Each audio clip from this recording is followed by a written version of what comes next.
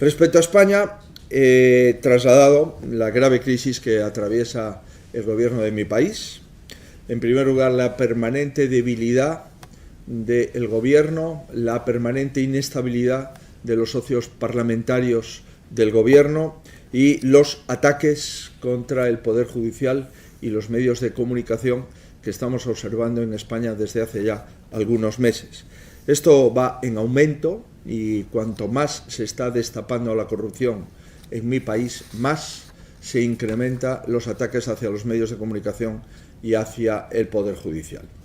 Esta semana hemos vuelto a comprobarlo y lo último es la inédita imputación del fiscal general del Estado, que está siendo protegido directamente por el presidente del Gobierno y por el ministro de Justicia y por el Gobierno en pleno.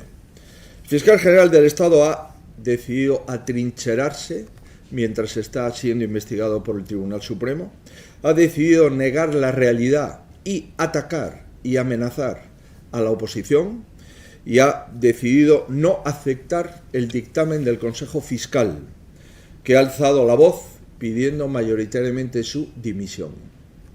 Estamos hablando del Consejo Fiscal, que es el órgano que representa a los fiscales de a pie, que no quieren verse arrastrados por el desprestigio de su jefe, por el desprestigio del fiscal general del Estado.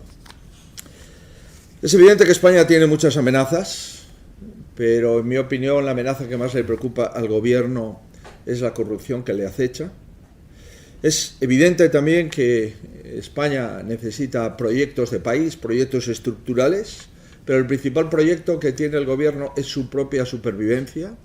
Y es evidente que España tiene un conjunto de problemas en su agenda, pero lamentablemente la agenda que más preocupa al gobierno es su agenda judicial. Esto, en mi opinión, no ha hecho más que empezar y por lo tanto el presidente del gobierno está en un punto de no retorno. Hay dos tipos de corrupción, las de las comisiones ilegales y las de la instrumentalización de las instituciones. Pedro Sánchez criticaba las dos en el año 2017. Ahora usa las dos de forma simultánea. Quiero, para finalizar, decirles, como le he transmitido al presidente de la CDU, que España sí tiene alternativa, de la misma forma que también la tiene el gobierno actual de Alemania. España tiene mucho que decir en Europa y cuando España y Alemania trabajan juntos, Europa funciona mejor.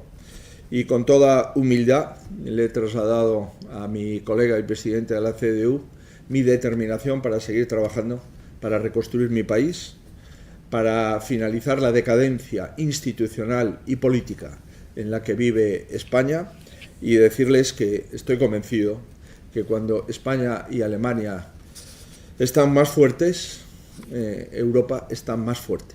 Y este cambio que la CDU y el Partido Popular se comprometen en ofrecer a sus países será un cambio útil para el conjunto de no solo nuestros ciudadanos, sino también de todos los europeos. Nada más. Muchas gracias por su interés y por su atención. Si puedo hacer alguna pregunta. Dado que estamos en la patronal, que son los anfitriones, empiezo por ahí. El gobierno alemán ya ha reconocido que cerrará por segundo año consecutivo en recesión la economía alemana. ¿Ha percibido una gran preocupación en la patronal por esto o quizá piensan que es algo pasajero? ¿Qué nivel de preocupación hay? Bien, efectivamente estamos en la sede de los empresarios alemanes. He percibido preocupación por la situación de la economía alemana. He percibido la necesidad de cambios estructurales en su política económica y he percibido el interés para que Alemania vuelva a ser uno de los motores del crecimiento económico que ha sido en Europa durante décadas. Llevamos algunos tiempos donde observamos con preocupación la bajada de la producción industrial, la disminución del protagonismo en la economía europea de Alemania, y es evidente que Alemania, siendo el primer país y el motor económico principal de la Unión Europea, es un problema que no afecta solo a los alemanes, sino que afecta al conjunto de los europeos y concretamente a la política económica de la Comisión. Empezamos una nueva Comisión a partir del próximo mes y estoy convencido que esta segunda versión de la Comisión de la presidenta von der Leyen pues se va a fijar en las cuestiones que hemos sometido a las urnas y gracias a eso hemos obtenido el resultado de una victoria con mayor claridad y contundencia del Partido Popular Europeo. Europa no puede ser solo un lugar de consumidores, sino que tiene que ser un lugar de fabricación. En Europa tenemos que volver otra vez a la política industrial, a una política energética más accesible y hemos de recuperar nuestro peso en el Producto Interior Bruto y hemos de recuperar nuestros salarios en relación con otros países del mundo. Tenemos mucho trabajo que hacer y espero que la Comisión Europea, que empieza su singladura el próximo mes, tenga muy en cuenta que para mantener el estado del bienestar más ambicioso del mundo necesitamos mejorar la productividad de nuestra economía, necesitamos invertir para mejorar nuestras capacidades tecnológicas y de recuperar nuestro peso industrial en el conjunto de la industria mundial. Respecto a la conversación con Friedrich Merz, bueno, me disculpa que no se me ha olvidado presentarme al principio, Rosalía Sánchez de Cadena COPE y ABC. ¿Qué respuesta ha recibido de Merz al presentarle esta peculiar situación institucional en España? Bueno, Merz es evidente que es un político de enorme trascendencia en Europa, acaba de conseguir una inusual unanimidad y liderazgo en la CDU y en la CSU, por tanto tiene un enorme apoyo político. Si las encuestas se mantienen hasta las elecciones, todo parece indicar que puede ser el próximo primer ministro alemán y en consecuencia pues le interesa la situación española y sí me ha hecho preguntas concretas sobre qué está pasando en España, cuál es la agenda judicial que afecta al gobierno, cuál es la situación de la estabilidad política e institucional del país y, ve usted, lo que está saliendo en la prensa internacional, el impacto de la corrupción que afecta prácticamente a la vida política española en lo que se refiere al presidente del gobierno, a su entorno, a su partido, a su gobierno y ya ahora pues con la última noticia de la imputación del fiscal general del Estado, que es el que tiene que velar por el ordenamiento jurídico en un país y que sea él el que está bajo sospecha en un banquillo ante el Tribunal Supremo, eso comprenderá usted que ha roto cualquier tipo de frontera nacional y forma parte de comentarios en todas las cancillerías y, por supuesto, también aquí en Alemania. Salvador Martínez, agencia EFE. Quería preguntarle si en esa discusión, pues, el diálogo que ha mantenido con el señor Merz ha podido profundizar un poco en cómo desde el principal partido de la oposición en España se está, digamos, afrontando esta situación tan peculiar en España, con medidas como, bueno, esa querella que ha puesto el PP, que parece que ahora la Fiscalía Anticorrupción ha rechazado. Se ha podido profundizar en cómo está, digamos, desde el PP afrontando esa situación de excepcionalidad. Usted lo ha calificado estos días de muchas maneras. Bueno, es evidente que estamos ante una situación inédita en la política española.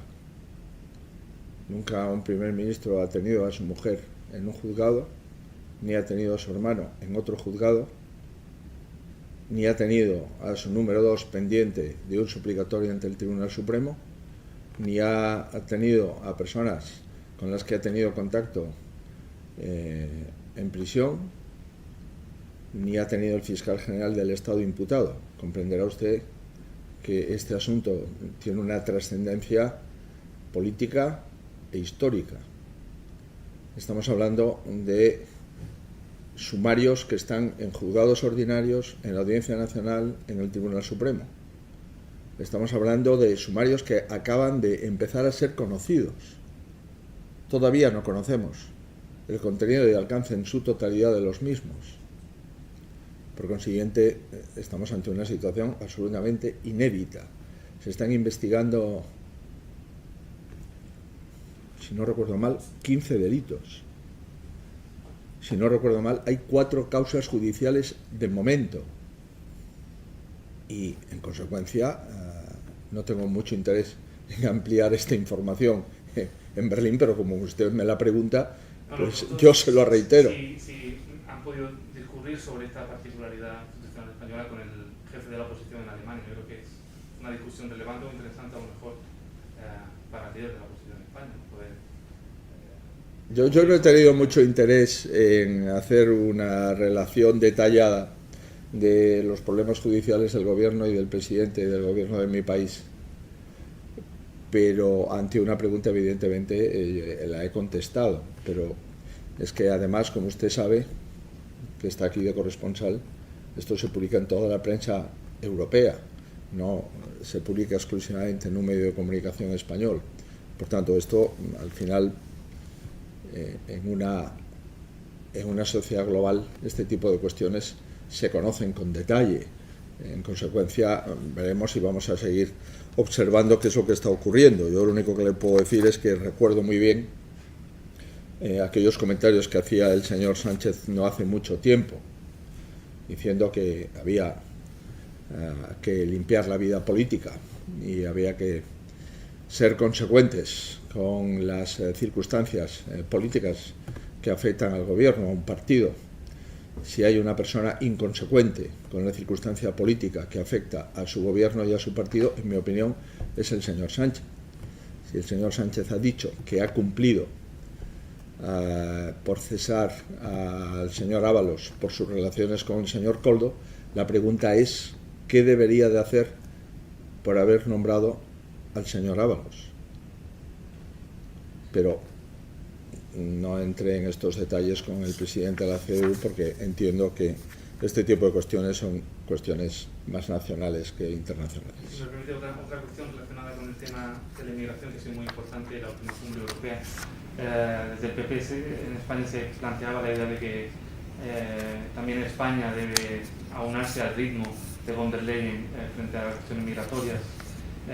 No sé hasta qué punto, en qué medida su partido y usted mismo se siente un poco en sintonía con ideas o medidas que también se están planteando en Alemania, que es un país que ha endurecido su política migratoria y de seguridad en los últimos tiempos.